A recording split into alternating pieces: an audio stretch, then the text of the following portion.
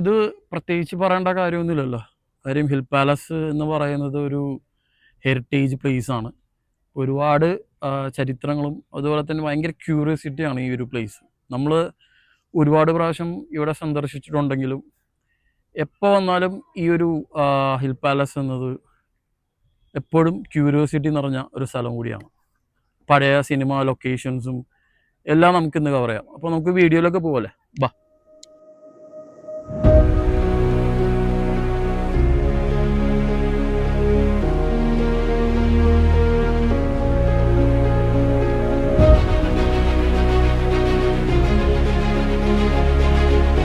ഈ ലൊക്കേഷൻ കാണുമ്പോൾ തന്നെ നമുക്കറിയാലോ, നമ്മളുടെ മണിച്ചിത്രത്താഴിൻ്റെ മെയിൻ ഒരു ലൊക്കേഷൻ തന്നെയാണ്.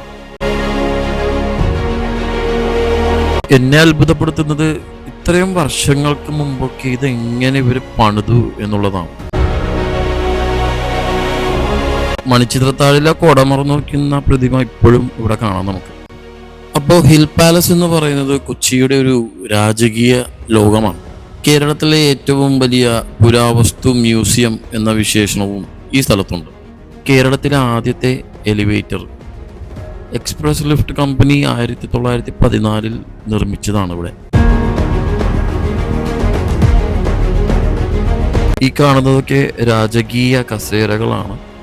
ഈ കാണുന്നത് പൂർണ്ണമായും വെള്ളിയിൽ നിർമ്മിച്ച ഒരു ഇരിപ്പിടമാണ്. കൊച്ചി തൃപ്പൂണിത്തുറയിലെ 54 ഏക്കറോളം വിസ്തൃതിയിലുള്ള വലിയ ഒരു സമുച്ചയമാണ് ഹിൽ പാലസ്.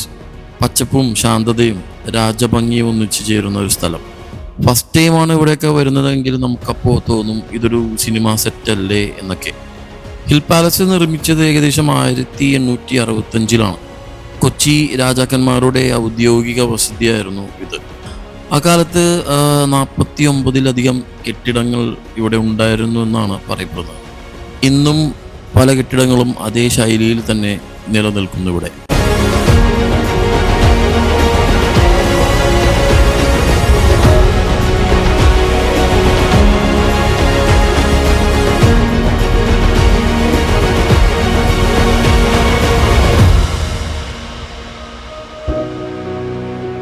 ഇത്രയും വർഷങ്ങളായിട്ടും ഇവിടെ കാണുന്ന ആ ഒരു ടൈലിൻ്റെയൊക്കെ ഒരു ക്വാളിറ്റി, അതുപോലെ ആ മരപ്പണികളുടെയൊക്കെ വർക്കുകൾ, അതുപോലെ ഇതിൻ്റെയൊക്കെ ഒരു സ്ട്രക്ചർ, ഇതൊക്കെയാണ് ശരിക്കും പറഞ്ഞാൽ ഇവിടെയൊക്കെ നമ്മൾ വന്നു കഴിഞ്ഞാൽ നമ്മളെ അമ്പരപ്പിക്കുന്ന കാര്യങ്ങളൊക്കെ.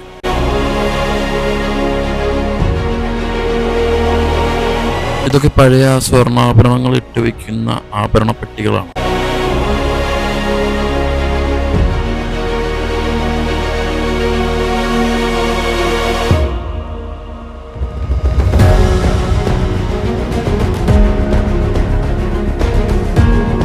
ഈ കാണുന്ന കിരീടമാണ് നമുക്ക് ഇവിടെ വന്നാൽ ഡയറക്റ്റായിട്ട് കാണാൻ പറ്റുന്നത്.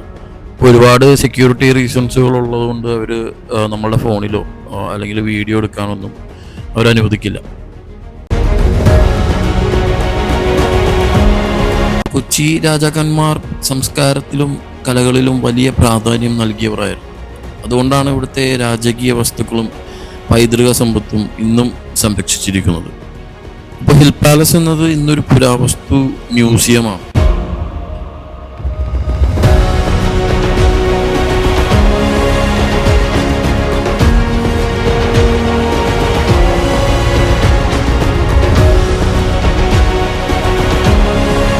പ്രത്യേകിച്ച് കൊച്ചി രാജവംശത്തിൻ്റെ മുദ്രകൾ, രാജകീയ വസ്ത്രങ്ങൾ, ഇവയെല്ലാം നമ്മെ ഒരു നിമിഷം പഴയ കാലത്തിലേക്ക് കൊണ്ടുപോകും.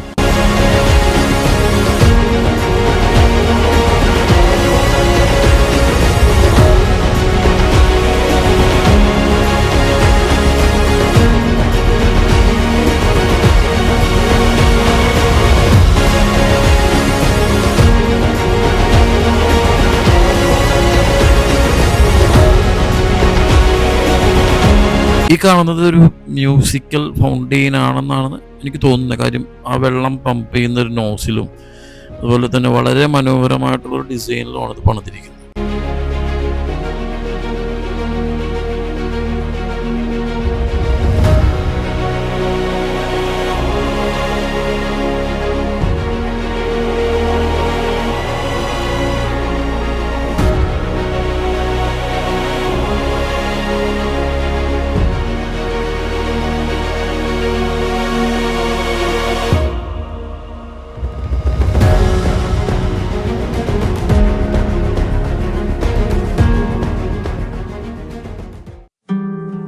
ഈ കാണുന്ന ലൊക്കേഷനാണ് മൂന്നാം മുറയിലെ ഒരു പ്രധാനപ്പെട്ട ലൊക്കേഷൻ ആണെന്ന് വേണമെങ്കിൽ പറയാം. കാര്യം അതിൽ സുരേഷ് ഗോപിയെ പട്ടിയെ കൊണ്ടോടിപ്പിച്ച് കടിപ്പിക്കുന്ന ഒരു സീനുകളൊക്കെ ഈ ഒരു ഭാഗത്താണ് ഷൂട്ട് ചെയ്തിരിക്കുന്നത്.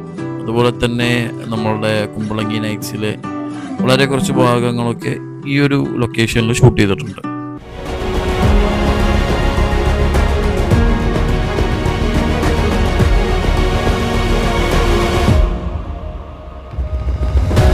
ഇത് പണ്ടത്തെ സ്വിമ്മിംഗ് പൂളിലേക്കുള്ള ഒരു വഴിയാണ്. ഇതിൽ പോകണമെങ്കിൽ ഒരു ഓട്ടോ പിടിച്ച് പോകാനുള്ള അത്രയും ദൂരമുണ്ട്.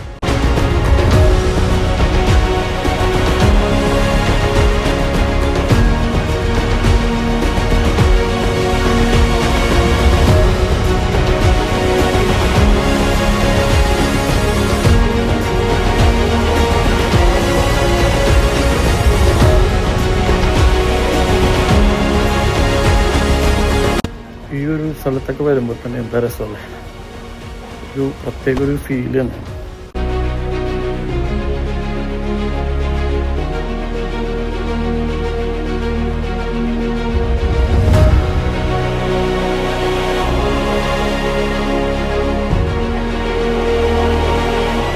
എന്തായാലും നല്ല നല്ല ഫോട്ടോസൊക്കെ എടുക്കാൻ പറ്റിയ ഒരു ഏരിയ ആണെന്ന് ഉള്ളതിൽ യാതൊരു തർക്കവുമില്ല. ഒരുപാട് ആൾക്കാർ ഇപ്പോൾ എനിക്കൊന്ന് വൈകുന്നേരങ്ങളിലാണെന്ന് തോന്നുന്നു കൂടുതൽ ആൾക്കാരും ഈ ഒരു ഹിൽ പാലസ് സന്ദർശിക്കാൻ വരുന്നത്.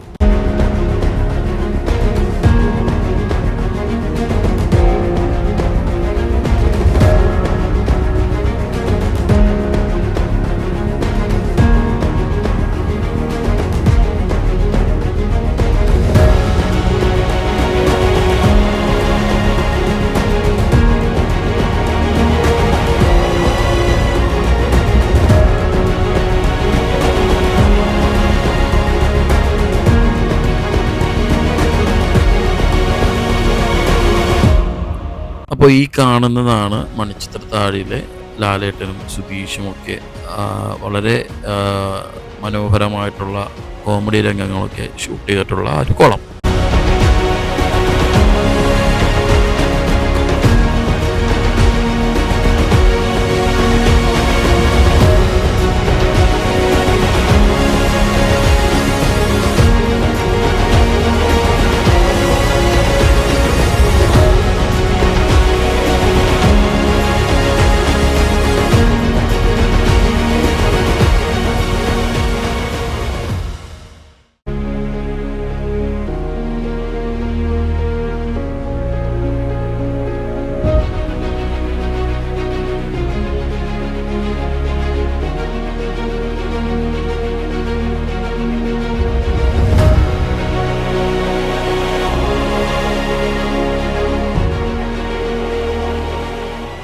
ഹിൽ പാലസ് മ്യൂസിയം എന്നത് കെട്ടിടങ്ങൾ മാത്രമല്ല, ഇവിടെ ചെറിയ മൃഗശാലയും അതായത് ഡിയർ പാർക്കുകളൊക്കെ ഉണ്ട്. കുട്ടികൾക്ക് ഏറെ ഇഷ്ടപ്പെടുന്ന ഭാഗം ഇത് തന്നെയായിരിക്കും. അതുകൂടാതെ വളരെ മനോഹരമായിട്ടുള്ള ഗാർഡൻസുകളും നടക്കാൻ വഴികളും ചെറുകുളങ്ങളൊക്കെ എല്ലാം ചേർന്ന് ഇതൊരു ഫാമിലി പിക്നിക് സ്പോട്ടായി തന്നെ നമുക്ക് കണക്കാക്കാം. മൂന്നാം മുറയിൽ പറയുന്ന ആ ഒരു രഹസ്യ തുരങ്കം ഇതാണോന്ന് എനിക്കറിയില്ല. കണ്ടിട്ട് ഏകദേശമൊക്കെ അതേപോലെയൊക്കെ തന്നെ ഉണ്ട്. അതിൻ്റെ ഉള്ളിലേക്ക് കയറുമ്പോൾ ഒരു ഫീലിംഗ് കിട്ടുന്നുണ്ട്. എന്തായാലും കൊള്ളാം. അങ്ങനെ പോപ്കോണുകൾ മാത്രം കഴിക്കുന്ന മാനുകൾ കുറെ എണ്ണം കേട്ടോ, ഒരു രക്ഷയില്ല.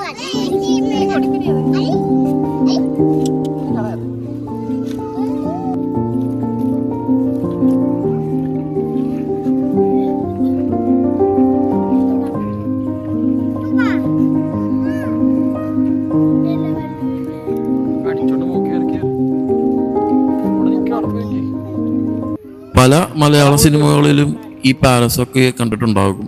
കേരളത്തിൻ്റെ പൈതൃക ഭംഗി കാണിക്കേണ്ടി വരുമ്പോൾ സംവിധായകർക്ക് ആദ്യം ഓർക്കുന്നത് ഹിൽ പാലസ് തന്നെയാണ്.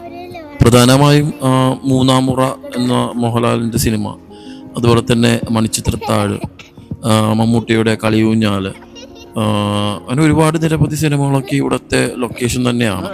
ഇത് കേരളത്തിലെ ആദ്യത്തെ ഹെറിറ്റേജ് മ്യൂസിയങ്ങളിൽ ഒന്നാണ്. 1980-കളിൽ ഇത് മ്യൂസിയമായി മാറ്റി പൊതുജനങ്ങൾക്ക് തുറന്നു കൊടുത്തു. അതുകൂടാതെ ഇവിടെ പുരാവസ്തു വകുപ്പിന്റെ ഓഫീസും പ്രവർത്തിക്കുന്നുണ്ട്. പഴയ ശില്പങ്ങൾ, ശാസനങ്ങൾ, നാണയങ്ങൾ എല്ലാം ഗവേഷകർക്കും ചരിത്രപ്രേമികൾക്കും വലിയൊരു പഠന കേന്ദ്രമാണത്.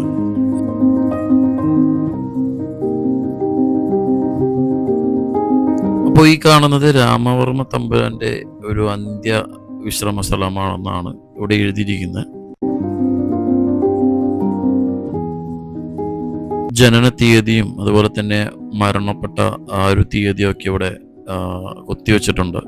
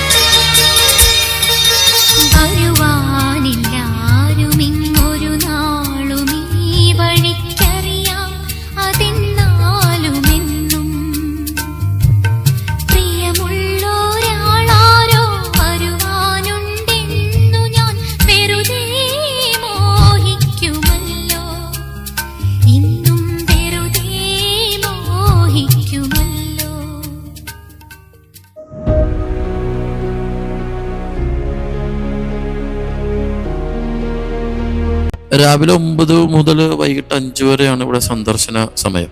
അതുപോലെ തിങ്കളാഴ്ച അവധിയായിരിക്കും. എൻട്രി ഫീസൊക്കെ വളരെ ചെറിയ തുകയാണ്, പക്ഷെ വീഡിയോ ഒക്കെ കവർ ചെയ്യണതിന് അത്യാവശ്യം എമൗണ്ട് ഉണ്ട്. അപ്പോൾ ആരെങ്കിലുമൊക്കെ പോവുകയാണെങ്കിൽ ജസ്റ്റ് ഒന്ന് ഗൂഗിളിൽ ടൈപ്പ് ചെയ്ത് തന്നെ കറക്റ്റ് അപ്ഡേറ്റഡ് സമയം നമുക്ക് ഗൂഗിളിൽ തന്നെ ലഭിക്കും. ഞാൻ ആദ്യമായിട്ട് ഹിൽ പാലസ് വിസിറ്റ് ചെയ്തപ്പോൾ എനിക്ക് കിട്ടിയൊരു ഫീലാണ് ഒരു രാജാവിൻ്റെ കാലത്ത് ജീവിക്കുന്ന പോലെയൊക്കെയുള്ള ഒരു ഫീല്. ഓരോ കെട്ടിടവും ഒരു കഥ പറയുന്നത് പോലെ, ഓരോ വസ്തുവും ഒരു ഓർമ്മ പോലെയൊക്കെ. കൊച്ചി രാജവംശം കേരളത്തിൻ്റെ ചരിത്രത്തിൽ വളരെ പ്രധാനപ്പെട്ട പങ്ക് വഹിച്ചിട്ടുള്ളതാണ്.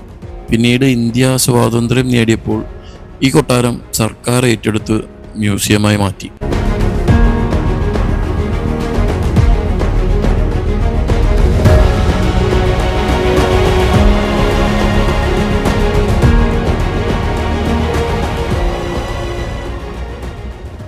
കാലപ്പഴക്കങ്ങൾ വന്നതാണെങ്കിലും എത്ര കാലങ്ങൾ കഴിഞ്ഞാലും ഇതിൻ്റെ ഒരു മനോഹാരിത ഒരിക്കലും നഷ്ടപ്പെടില്ല എന്ന് തന്നെയാണ് ഞാൻ വിശ്വസിക്കുന്നത്.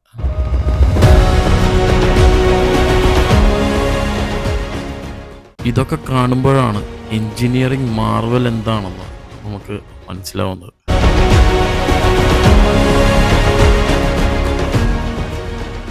അപ്പോൾ ഈ ഒരു വീഡിയോ എല്ലാവർക്കും ഇഷ്ടപ്പെട്ടെന്ന് കരുതുന്നു. നല്ലൊരു വീഡിയോയുമായി നമുക്ക് അടുത്ത് തന്നെ കാണാം. അപ്പോൾ നിങ്ങളുടെ വിലയേറിയ നിർദ്ദേശങ്ങളും അഭിപ്രായങ്ങളും എല്ലാം കമൻറ്റ് ബോക്സിൽ രേഖപ്പെടുത്തുക. കുറച്ചുകൂടി നല്ല അടിപൊളി വീഡിയോയുമായി നമുക്ക് അടുത്ത് തന്നെ കാണാം. So until next video, see you everyone. Thank you.